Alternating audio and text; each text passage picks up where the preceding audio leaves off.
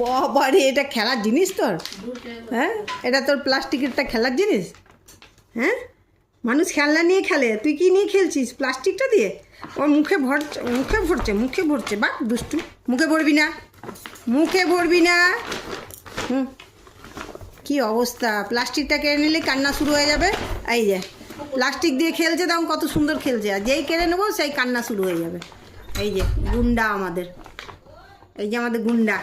গুন্ডা। ওরে বাবারি প্লাস্টিকটা নিয়ে খেলে না, দুষ্টু। ও দুষ্টু, এই চললো দুষ্টু এবার। এই যে হয়ে গেল, উঠে গেল গুন্ডা।